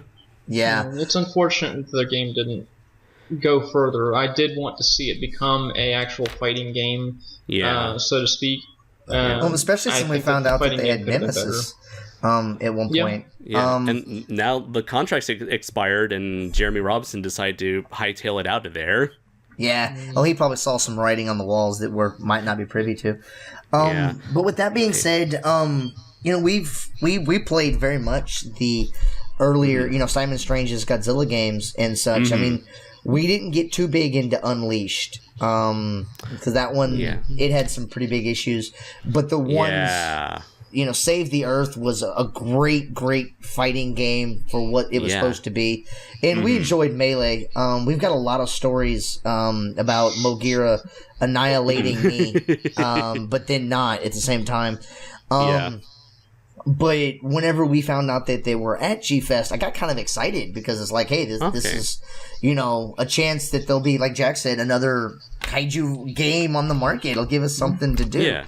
Not that we would, pack our stuff up and not have to do it anymore. It'll like motivate yourselves to be better. Exactly. And, we talked to some of the people about, their involvement with the game, with the designing of some monsters and things. And we thought their format was cool. Yeah. But they themselves, they had the benefit of Simon Strange being, the big wig that had done some earlier Godzilla games. And we, are two guys from small town South Texas. Nobody's ever heard of us, outside of me getting kicked out of Facebook groups. I mean, we're not a blip on anybody's radar. We don't exist. And so when I found out they were all doing this, I was very excited. I almost actually kicked the game. I would have been upset with, eventually the way it went, the way it is now. But I think the only reason, he's even doing anything with the card game is because it is at least some form of, life towards promotion of some form of promotion of the brand itself. Yeah, and, there's a possibility that something could spark, beyond that. But wholeheartedly with what content they have and the monsters that they have, because they've got a very vast library of people that kicked it. And I'm actually talking to one of the head artists that had done a lot of the monster designs for Colossal Kaiju Combat. Has approached us about putting some of their personal comic book characters in our game as well. I found out he was one of their artists, and his artwork is phenomenal. Frankie Washington? Not as much as it is, yes, actually. Him, yeah. Oh, okay, so when you talk about his comic, are you referring to Robot God Akamatsu? As a matter of fact, we are. But you oh my god! So, yes. I'm a huge fan of that comic. In fact, that Robot God Akamatsu was like one of the biggest inspirations for why I'm currently developing a giant robot comic myself. Oh, okay. So, yeah, with Biggie, so James Biggie and Frankie Washington, both of them were very big inspirations for me early on. Yes. Well, that's great. They actually found us on Facebook. They saw some stuff. They sent us some messages. I've got access to some of the content. I'm currently working on building some cards to approach with them to see. So if everything goes right, that might be something that you see. There's, nothing is guaranteed, obviously. But it was a surprise that somebody of that status, it approached us, so to speak, about doing it. I mean, because his artwork is amazing. Absolutely. He's really talented. Especially after for one artist to tackle such a wide variety of different monsters and different styles. Oh, absolutely. And with that being said, they have Colossal Kaiju Combat has such a vast roster that I'm all wholeheartedly surprised that they haven't actually sat down and go, hey, if this is all we're going to be able to get out of this, can we... If you're a really big fan and you're listening to this and you love the cards, you love the card game and everything, I'm not trying to be mean on this, but with that being said, make an actual playable card game that could blow up and become, something with the content that you've got, as opposed to something that has a little bit of gameplay ability to it that was designed to promote a video game. At this particular point in time, I mean, they totally could make an awesome game if they had the right people in the right places. I guess so, yeah. The right people backing it, promoting it, and getting the word out there. Exactly. So besides Kaiju Combat, have there been any other significant competitors out there that have given you guys a challenge? Negative. No. Okay. No. I remember Yeah, go ahead. The last time I remember Godzilla or even Kaiju for that, there's two games I can immediately think of, is whenever Godzilla and Friends were added to the Battle Spirits game there in Japan. The Battle Spirits games. Yeah, and people have already forgotten that exists. The artwork is amazing in that game. Oh, yes. It is. It was really pretty. But that's about all we really had to say. We didn't truly get to play it. Right, because it's in Japanese, read up on that one too. Yeah. Yeah. I read all in the rulebooks on that one too, and that one's even more broken and unbalanced than I've ever seen. I think if you read through it, I might be wrong on this, but wasn't Battle Spirits also that kind of all-encompassing multi-franchise card game that you can use for like arcade systems as well? Or maybe that's a different thing entirely. Because I know that I've noticed some games here in Japan where there's an arcade game with a board, and it's like Yu-Gi-Oh! You put the card on the board, it scans in and shows up in the game. I guess that's a whole other thing entirely. I guess Battle Spirits is just that without the card. I think the concept of the game is very similar with having a lot of franchises come in, but I'm not sure if it was tied to a video game. Yeah, I don't think it links up with, and then there was a card game called Kaiju. I was going to bring that up. Yeah, I was wondering if whatever happened to that, because I remember there was like a video game, an animated series, I think. Yes, and I remember animated series. Actually, the first season was really good, and the second season, unfortunately, I kind of lost some interest, and we haven't finished. But the first season of that show was really solid. And it answered a lot of really awkward questions I had about why people do really awkward henshin poses. It made a lot of sense in that show. But with that being said, we're not very familiar. We know that, there was that one Godzilla Smash game and some other type of stuff that Toy Vault had put out. And I believe it was Toy Vault. And they just... For quick games, they were great, but for taking a franchise or a format, rather, that is what is the giant monster format, monsters fighting and doing all that, those games miss the point. They just totally miss the point. And in my personal opinion, that is. And with what we established doing on this fan level was to encompass what everybody loved about those movies. So nuclear allegory aside, we ultimately were, Godzilla versus ... How do you make that a game? And everybody that's ever tried to do that, to me, just really hadn't quite got it. Anything you want to add on that, Jack?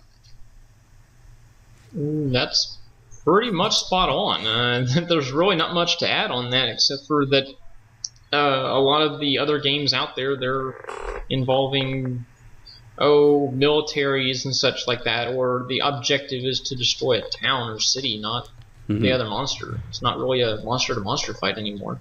I see. All right, now I just looked up Godzilla, the Toy Vault game you just mentioned. I didn't even know that was a thing. Toy Vault, if I remember right, they released 2 games, and one was Smash or something like that, and then they released another one. I forgot what it was called, but it's a red box. Yeah, and it's got Godzilla Stomp. Stomp. Yeah, there was Stomp, and then there's another one. Oh, I do remember that. Yeah. The other one was like a what's it called? A strategy board game called Godzilla Kaiju World Wars. World Wars. That's the other one. Yes. And I mean, looking at the strategy board game with like little miniatures figures of like the monsters and the buildings reminds me a lot of what was it called? Monster Apocalypse. Yes. Now Monster Apocalypse goes way back. Yeah, I remember. I never those played days. that one. I'm still waiting on Tim Burton to make that movie, but I think the last time I heard about it, they dropped the project. Because the producer of that movie realized that Pacific Rim had a very similar premise, so they were going to wait and see how Pacific Rim was going to do to see whether or not they want to move forward. However, since Pacific Rim bombed in America, they decided to put the project on hold. And the last time I heard about the project was probably early 2016 when it was announced that the Evil Dead remake director was attached to work on Monster Apocalypse instead. Actually, I do remember hearing about that now. That guy. Now that I think about it, I do remember that was, I think, the last little bit of content I do remember on that. And that's been a while. Who knows? Maybe Pacific Rim 2 will do a little bit better here in the States. Hopefully, yeah. Please. I like Pacific Rim. I like Good robots. popcorn movie. I like monsters. I like seeing them both together fighting. I like John Boyega. Yeah, right. Maybe he can save our franchise. Yeah, maybe he can cancel the apocalypse of monster movies this time. Well, I mean, if he can't do it, we do have The Rock, and we all know that movie's That's going to true. be amazing with Rampage. And he seems to get thrown into franchises that are on the iffy mark, and The Rock is amazing. And as much That's as true. I have no reason why I like The Rock other than I'm just He's going to go charming. watch. Yeah, it's The Rock. I'm going he's to go a funny watch guy. it. Yeah, Yeah, I mean, he's got charisma. Yeah. And that's a very fine point there. It's like, I don't know if we can really make this movie sellable. What if we throw The Rock in? Got it. Let's do it. we'll make at least $20 off that short guy in Texas. We're good to go. I mean, that's what happened with Baywatch. That's what they're doing with Jumanji. Yeah. G.I. Joe. G.I. Joe, they did that. He was actually tagged in at one time for the movie that they were pitching before Terminator Genesis. He was actually going to be going in for the Terminator franchise. And then the other group and the other company were able to win the rights, and that movie got canceled in favor of what we got. So I don't know which was it Like happened. Schwarzenegger burst in. He's like, "Fuck you, Rock! You're not going to take this away from me. I need to get back into Hollywood. Yeah, this is my franchise. I'm gonna let you have it." Yeah, right. And at this point, I don't think he needs to have it either. Jeez. So He's too old. He could be the governor now. he was the No, governor. that didn't go so Yeah. well for us Californians. Yeah, right. Yeah. His commercials were hilarious, though. Yeah. Listen to me. If you vote for me, I'm going to make California I'm going to add more explosions, more action in order to make California the #1 most action-packed state in the country. Yeah, and at that point, we have to hire Michael Bay to direct it all. Yeah. Yes. And, we'll just have More the governor explosions, walk more- away in the explosion, and then you would... more special Michael Bay for effects. Congress. So, that's good stuff. His running mate will be James Cameron. Yeah, right? Because they're only good for each other, All right, and so let's see. Since we did talk about the earlier about collaborating with people who have established monsters or established products within the kaiju fan base, I do want to move on to the recent developments with your game in terms of having these new collaborations with people who have created their own characters in the form of comics, novels, and whatnot. And my question is, how did all of this got started? It was an accident. It was a complete accident. Is it an accident that you regret? No, definitely do not regret. No, definitely It changed the face of Kaiju Assault wholeheartedly. It's sending us into a direction that we never thought we would ever be able to go in. For us, this was a card game that turned to hobby. We never thought anybody would ever want to play our game. Then we found out people did want to play our game, and then we were like, well, nobody would ever want to take it to the next level or what have you. And then it was G-Fest 24, because we just did 25 if I remember correctly. This is 24. This year was 24. This one, okay, so Oh yeah, this one was 24. Yeah. okay, so then it's G-Fest 23. Me and my Roman numerals. Yeah. So G-Fest 23, we were still in the artist alley, and I was sitting next to two really awesome people. To my left was a guy by the name of Tanner Wright. He's a young artist, and it was his first G-Fest. He was there with his dad. He had some of his art published in G-Fan magazine, because they do the fan art, guest art type stuff, and so he'd had some stuff in said magazine, and so they thought, why not go to G-Fest? And so I ended up being in between him and another guy by the name of Dane Kroll. And Dane had to sit there and listen to me pitch this card game to everybody that walks up to the table. And we're not like other things in the artist alley where, the art kind of can sell itself. If you like it, you want it, you buy it. People go, what is this? How do I play? Who's in the game? So I don't want to say that there's a spiel that I have to go through, but for the most part, you have a pitch that pretty much answers everybody's questions outright. And people listen to the pitch. Well, these two guys had to hear this pitch for 3 days. And I'm not the quietest person on the planet. I have horrific volume control in my personal opinion. Well, from what everybody tells me. So, in my opinion, you can't whisper. Yeah, it's really hard for me to do, and it's physically impossible for you to do. So although given that you're trying to pitch a product, that could actually work in your favor. It does. Well, it has, given how big the card game is within the community. I'd say it actually has been to your advantage. Well, Jack and I always joke. I'm the talking head, and he's the work. I'm the talking head. So Jack makes everything happen on the side with the demos and everything, and I just got to get people to take it. But so step right up, one and all. Bingo. Hooray. And so I want to say it was midday Saturday of GFest 23. Dane leaned over and he goes, "So, your card game, how long have you been working with it?" And I go, "You've heard me say how long I've been working on this." Goes, "Yeah, I was just wondering if you were going to repeat it or if you were going to skip out." Go, "So, how do you play it? How does this work?" Exactly. And so he goes, "Well, you mind if I take a look?" And I go, "Yeah, bro, go ahead." And spent 2 days sitting next to this guy. I mean, what's he going to do? Run away without his product and steal, one deck? Yeah. And so he's thumbing through it and he's like, "Hey, this looks really cool." And one of his pitches for his novels is, "Hey, you're at G-Fest, you like giant monsters, kaiju novels, it's a match made in heaven." And I had heard him say, this numerous times, because obviously he's got to make a pitch as well.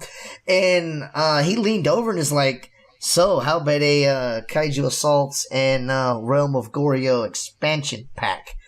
My monsters can fight monsters in your card game. Chuckle, chuckle, chuckle."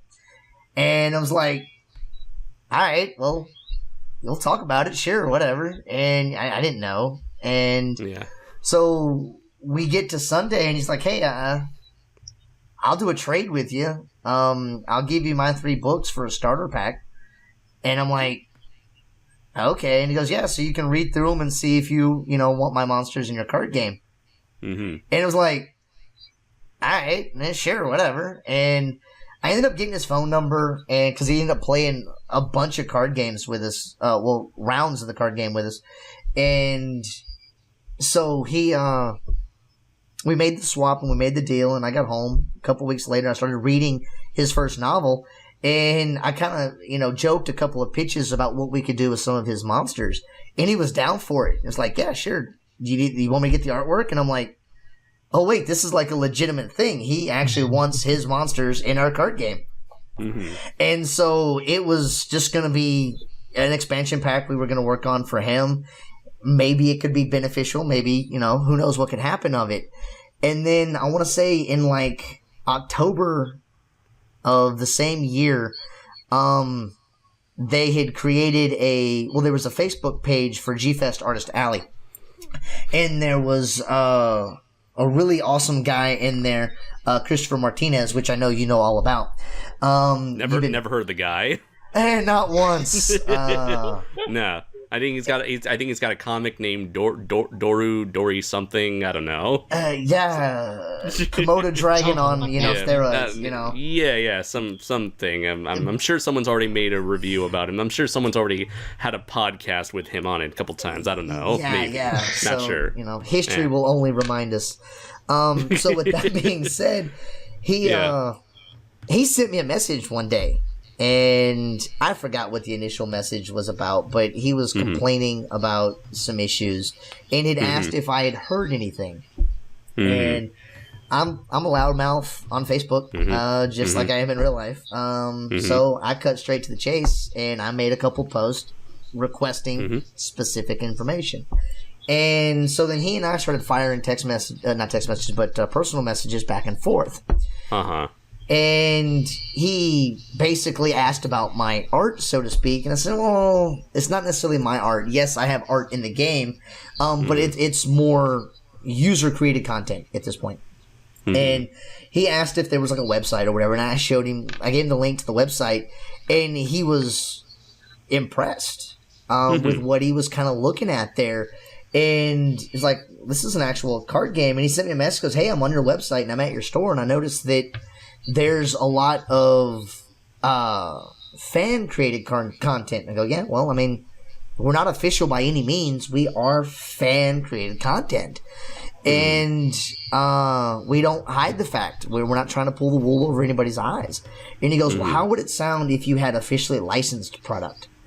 And I go, nobody's going to want to officially license anything with us. We're two small-town guys. You know, I'm a manager at a movie theater, and he sells cell phones.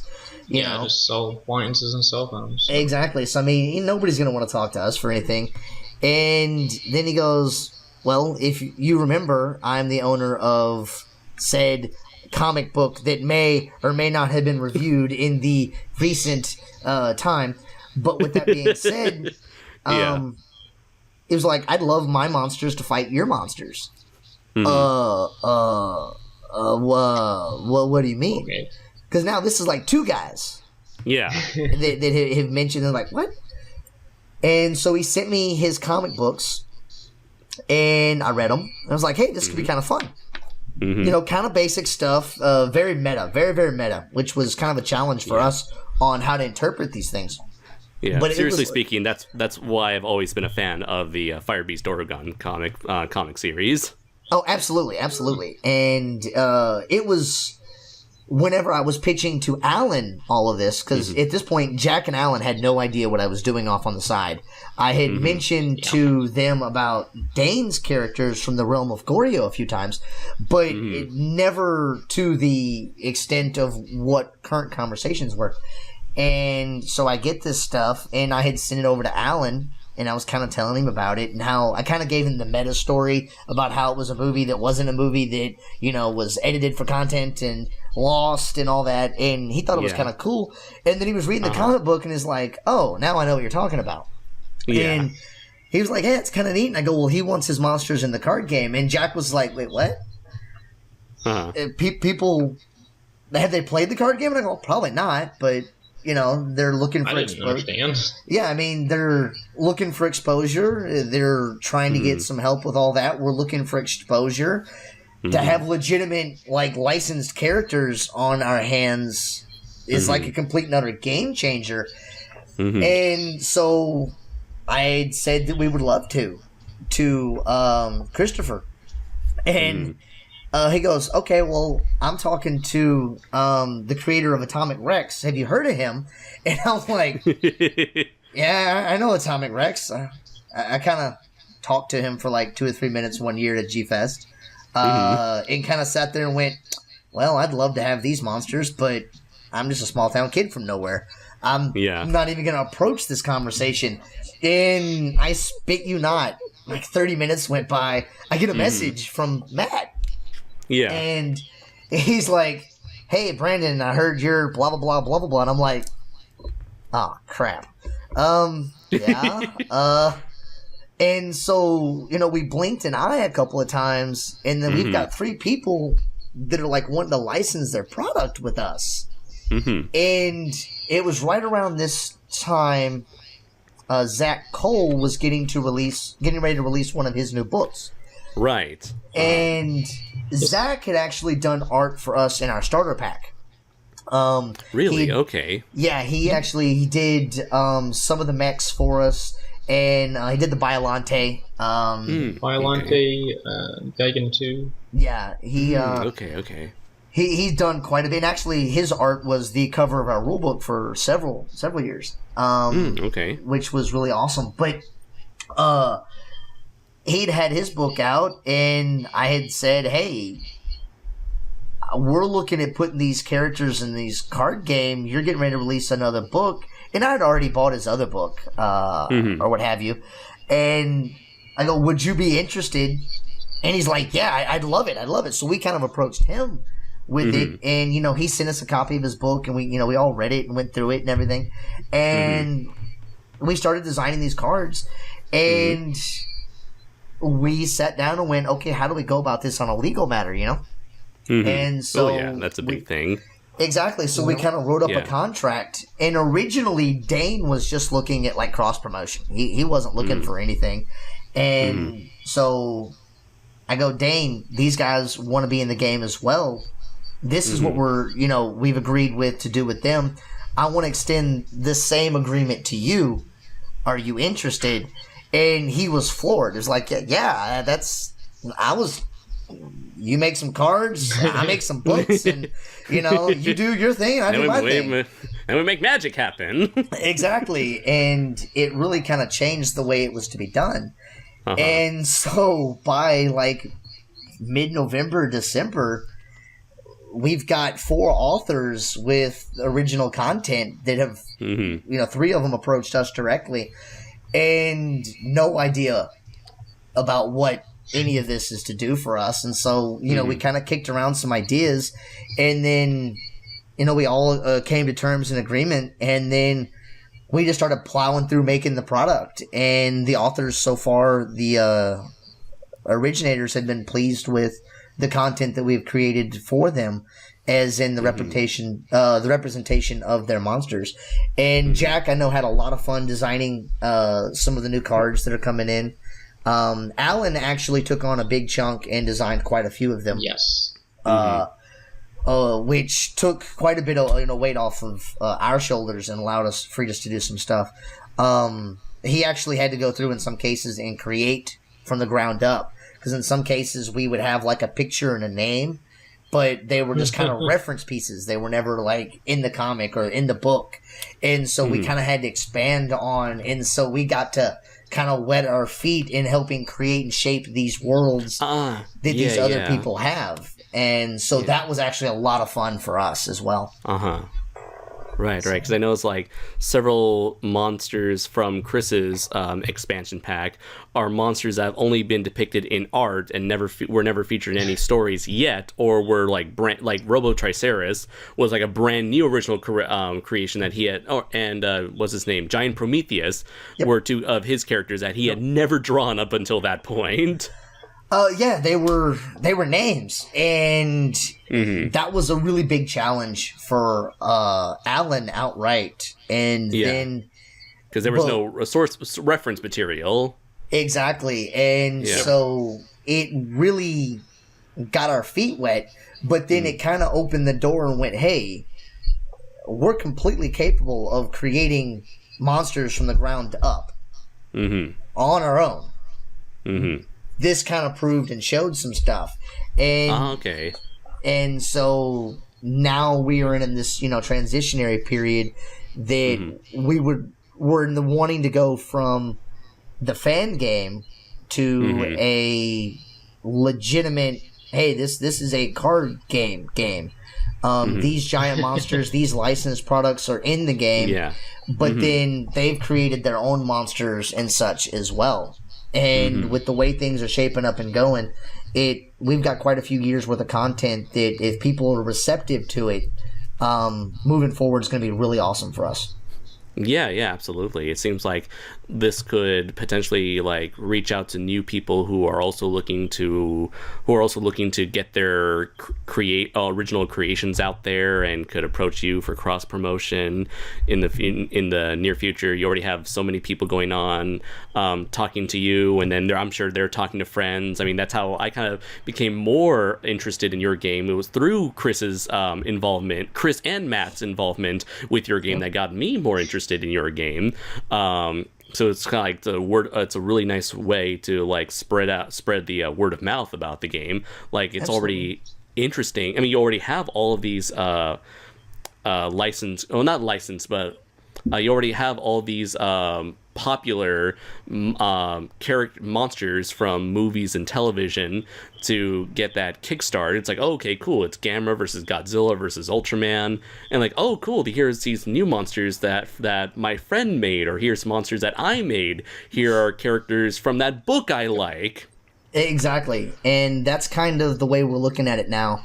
and it's one of those, we've got a couple hundred decks out there that the game format won't change. It'll be, the cards that exist, other than them having a slightly different design on the back of the card, will be completely playable with all the new content that's coming up. So for the people that have Godzillas, Mothras, and Gamras, they're going to have them with Atomic Rex and Goryo and Lord Tatsumi, and, Pingaru and such like that. And one of the things... He better get a book. He better get a book. Absolutely. I'm putting my foot down. He needs a book. Or at least something. But he does have a cameo in the Atomic Rex Dorugon crossover mini comic. Yes, he does. He's a book. Yeah. What was that, Jack? But with that being said, It's like, Jack actually we kind of had to get really creative on how we were going to cross promote these things and design the packs. And Jack wanted 9 monsters, but we weren't necessarily able to get 9 monsters, but we could get 8 monsters from everybody. And so it was like, okay, well, we print 9 cards to a sheet. And so we did 8 monsters and a bio card. And Jack went above and beyond in concept in trying to design bio cards, not only that would help give the information for people, but for help us outright sell it. Well, thank you. With a particular artist's artwork on the back of the card as well. Yeah. That was a good poster. Oh, absolutely. Yeah. Oh, well, it was very much a good poster, but it actually worked really well with the way we had put them on the back of the cards for the expansion pack. It was a great concept. That was all Jack's idea. Right. So, is it possible that you mentioned before that your team is capable of creating monsters from the ground up? Now, do you think that we could potentially see Kaiju Assault original monsters in the near future or somewhere down the line?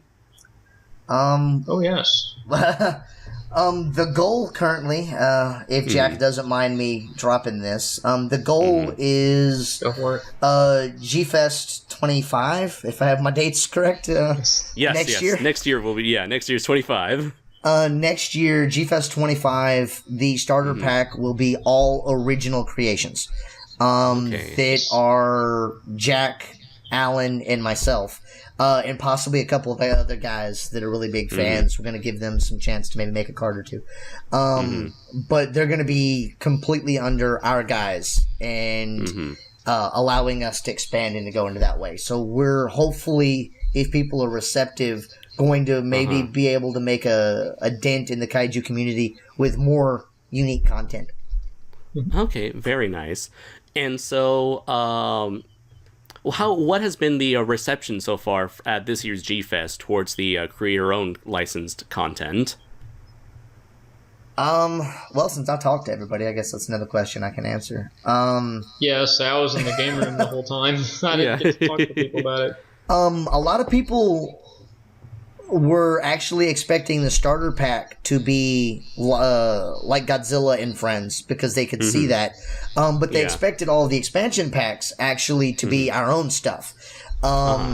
And whenever they found out that that was more of their favorite, they got excited to buy that type of stuff. But people were already under the assumption that we had a lot of user-created content in there. Okay. So it kind of opened the door for whenever I'd say, well, next year we're getting ready to drop a major bomb. That it's going to be user central. It's going to be a licensed product or our own creations, pretty much from this moment on. And they kind of got excited to see where we were going to go. And I think the transition will be kind of easy for the most part because everybody that has the game and owns everything that we've already created, which is a lot of people, they already don't know who half the people are that we put in the expansion packs. So they're like, what series is he from? Sure. I've had to make lists from, people to go search on YouTube or the internet where these people are from. But it's introduced them to these new franchises and things, and so they're happy. But the Kaiju Assault fan base has been very receptive towards learning about new characters. Oh, very much. Very much. Okay. I see. That's very good, because I've often seen the type of individuals who are kind of very reserved and hesitant about trying out something new. Oh yeah. Well, when they draw the card, they start playing with it. They enjoy the card. They get curious. They look it up, and then suddenly they're hooked on Spectre Man, or they're hooked on Red Baron, or Mazinger. Yeah. Iron King. Yeah. We've actually got one guy. He's a really, really supportive guy. His name, he goes by Wested, and he's done a lot of beta testing for us, and he buys decks for friends and family, and he mails them randomly throughout the year. So I think I probably should start giving him discounts or something. He's given us so much. But he, outside of like Godzilla, Mothra, Rodan, the big five, he really didn't have a clue who any of these characters were. But I spit you not, in the middle of a game, whenever he found out about the game and he was playing the game, he'd pull out his phone and he would look up on YouTube and find the character, and he would see the attack on YouTube that the character was doing, and then he would look at the card and go, that's that attack. That is cool. And then all of a sudden the door opened up for him, and now he realizes that there's more than just Godzilla out there. There are countless numbers of barrels full of kaiju. So, but yeah, it's been quite nice. Very interesting. And so, what was it? To go back to the beginning, what was the first year you guys started selling Kaiju Assault? 2013. 2013. Okay, so in 2014 we had G Fantas's exclusive card. Right. Okay, so in the 4 years that you have started selling Kaiju Assault and seeing its evolution from this non-profit fan game to this business, branching out and collaborating with other independent individuals and creators and kind of having it move away from Godzilla and creating its own unique identity, how do you guys personally feel when it comes to how far your game has come since the early days of printing out images and putting them on index cards? Well, I'm going to go with what Brandon usually quotes, because I fully agree with him on this. If you'd asked us 5 years ago what if this is what point would be at, I wouldn't believe you. And that still goes same now. If you asked me 3 years ago, you think this is going to be this big? No. I would have told you no. It's just going to be a little thing. It's not going to be anything big, and it's come a lot further than I expected it to. And I think Brandon agrees with me on that. Basically took his words for the first part. Yeah, actually, his answer is my answer as well. If you were to go back, I can change it up a little bit. If you to go back in time for me in high school when I was, back in 2012. Well, even then, but back when it was a coin flip game where we used my 50-cent piece that I'd shot with a 22. And said, "Hey, people are gonna buy your game." I'd have called you a liar and get away from me. Who are you? Why are you telling me about my Why future? do you look weird like man? me? Who sent you? Steals. Yeah, and at that point, we were still making movies about killer refrigerators. We were still trekking through the woods to make these, trauma-style masterpieces, odes to Ed Wood, doing all that. Then, a couple of years later, we finally, we made we were working on a feature film. We had gotten a portion of it done. We were raising money for the feature film at conventions and such. If you'd have come up to me then and said, "Hey, at one point you're going to get a promotion, you're going to move away, and you're not going to film the same way, but your card game's going to take off way more than you expect," I'd have been like, "No, I'm probably not going to get a promotion, no, and I'm going to make movies off my film, money off my films." I'd have called you a liar. It's a hobby. Nobody's going to play this thing. And here we are. We got a bunch of radio dramas that we're working on. We've got a couple of scripts for some films that we'd like to do when I eventually move back into that neck of the woods and, we get a studio and such again. But the card game we're capable of doing travel is easy. We can, spend an entire day, just the three of us, Alan included, making cards and testing, and it's not needed to have a whole bunch of other people, film crews and such. So we've changed focus from that over to this. And again, 5 years, 10, 20 years ago, well, not 20 years ago, obviously, but 10 years ago, I'd have called you a liar. I'm like, nah, nobody's going to play this game. It's a hobby we do in our bedroom, by ourselves. Parents ask why they keep hearing awkward noises. I'm just playing with my Godzilla cards. Yeah, sure, okay. But yeah. Yeah, she really didn't believe you. It was really weird. It was really strange. So, I guess one of my last questions would be, what have been some of your most what have been some of your fondest moments in terms of like interacting with fans of the card game at G-Fest or like anywhere else in real life? Beam battle. Yeah, I was going to say mine would be beam battles. Beam battles. Beam battle. It's got to be. The game can turn the tides in a heartbeat whenever a beam battle goes off. Or Dimension Tide. Dimension Tide. When people get so mad. Because this is very much a game that everybody starts nice and calm. But by the end of the game, they're hot. Yeah. They're raged. They've got like 10 HP left. The military is about to get drawn. They're delivering 20 points of damage. Instantly, somebody's about to die. Who's it going to hit? People get hot. And it's not because they're mad, but because they're so close to the cusp of winning and it's down to just a few points. Seeing people get like that has been an utter it's been very pleasing, ultimately. Yeah.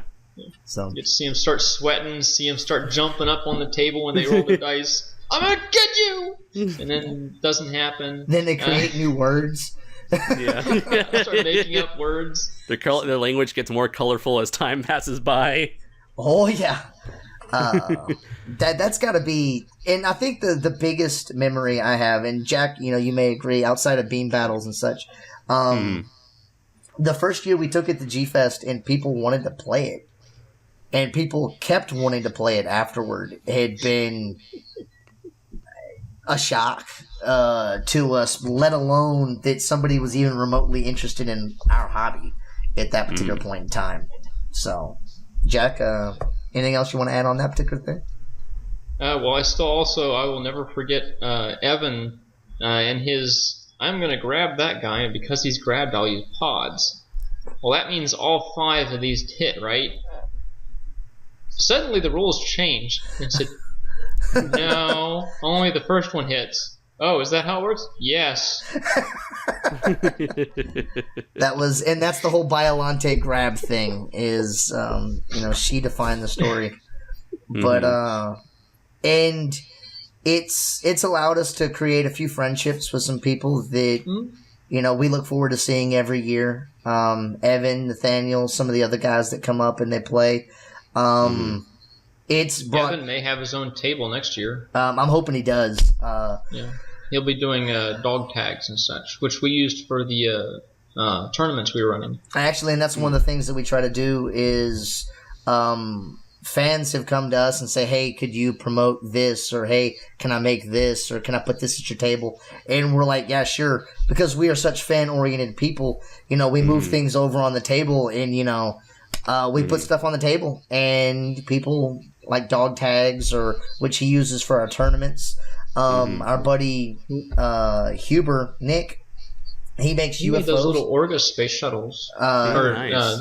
UFOs. He made the Orga UFOs. Exactly. And because they've helped us out so much, we do anything we can to help them out, for how it is. So it's helped create a couple, really interesting friendships. It brought us back in touch with Alan. Going back to that, we had met him at the Bruce Campbell screening / book signing. And he was like, hey, email me your card game. I'd like to look at it. And so he sends me this email, and he gives me an email address, and then I send it to him. And I say, the game's still being worked on. It's kind of like a beta format. spelling errors, everything are in place. Okay. So I sent it to him, and he was like, okay, cool, I'll look at it. And I never heard from him again. Ever. And one day I was on Facebook, and I had mentioned something about a Godzilla card game. And he had commented in the section, hey, are y'all the guys that were at a Bruce Campbell convention or a signing or screening or whatever several years ago? And I went, yeah, we went to one. I was the guy that asked you about it. Who wants to know? Yeah, I was like, are you stalking us? And he goes, you emailed me a copy of your game. And I went, wait, that's you? And next thing I know, I mean, we share hotels. He comes to my house for dinner every couple of weeks. He hangs out with Jack. And we've become very, very close friends. And it's a common interest, but it's common interest that is more than just like collecting figures or watching the movies together. We can do all of that, but at the same time, we're sitting down and interpreting, and I don't want to say we're being intellectual and smart, but in reality, we're kind of doing, we're going beyond what normal fan get-togethers do. And in doing so, we use colorful language and hate each other, but, like real friends. Like real friends do. Yeah. So it is do brought that us all the time. Yeah, exactly. And in fact, it's funny because Alan had played the card game a couple times, and he liked it whenever we had it in our new format. He liked it. And like 6 months went by, and I was trying to get Jack to approve a card, but I didn't have content to review.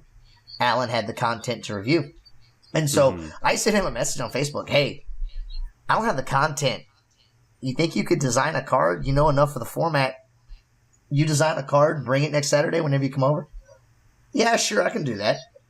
And so next Saturday he comes over, and I go, Alan, you have something for me? And he looks at me, and he goes, yeah, but I took some liberties. And, like, what do you mean you took some liberties? Like, you had the job to design a card. You know what we're going for. And he opens up this little box, and he pulls out, like, 40 cards. And just sets them down. And he goes, I've been designing cards since the first time I sat down and played with you, and I've been waiting patiently to see if you would ever ask me to do this. And it's just like, bruh, you could have just been like, hey, what do y'all think of this idea? Well, I didn't want to overstep my bounds. This is y'all's thing. This is, Alan, we're fans. We're friends. This is what we do. And from that moment on, Alan has been a massive, massive amount of input and help to us, and it's forged a pretty awesome friendship that way.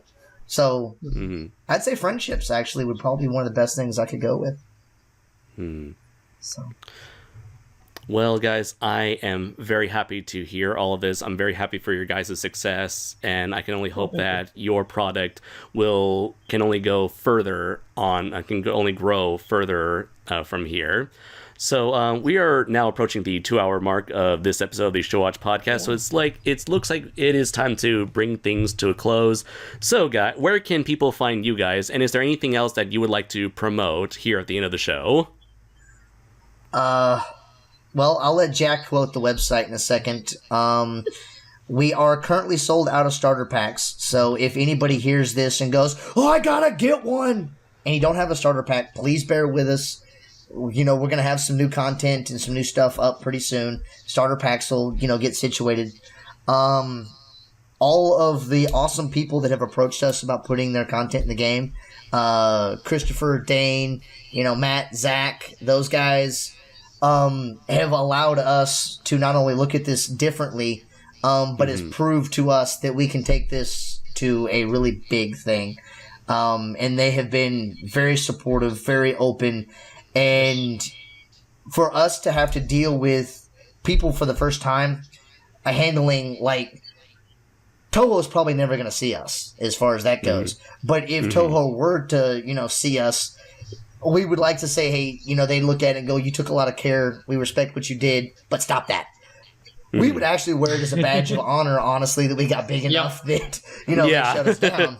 We're not small potatoes anymore. Exactly. Actually, I wouldn't mind an open dialogue. I mean, for all I know, like, we could talk to them and convince them that, it's a good idea to put us maybe in touch take with up a role. Yeah.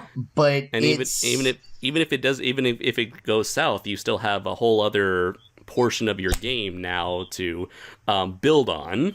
exactly. Yeah. And Right. so it's proved, that not only can we work with other people in handling their stuff, like I had mentioned earlier, we've got a couple things in the work with, a particular robot god. Fingers crossed. I'm going to start talking to Mr. B here pretty soon. And then, we're actually on the verge of signing contracts with Frank Parr. Oh, yeah. It's proved to us that, hey, we're an actual card game at this particular point. We're a contender in this community. Yeah. And so, I mean, it's changed our entire outlook on a lot of things. So, those guys turning into like a legit business venture now. Exactly. And so I will forever be, in massive amounts of gratitude to those guys, especially Dane Kroll. We actually Above and beyond. Above and beyond, with creating content specifically for us to promote his content. He helped us with a lot of that. But he's already gung-ho about the next book that he's writing, which he's just shy of signing and updating the names on the contract.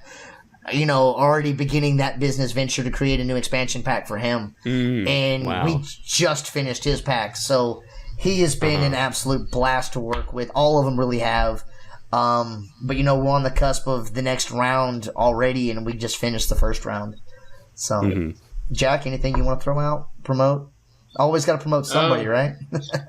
Well, we do have the promotion with the poster right now. If you're getting on the webpage, or if you catch us at G-Fest, but if you did not pick it up at G-Fest, if you go to the website, you can actually purchase all 4 of the expansion packs for the author sets, and you'll get a poster with it as well if you're buying them all at $35 instead of $8 a piece. So it's basically only $3 difference, but you get a poster with it as well.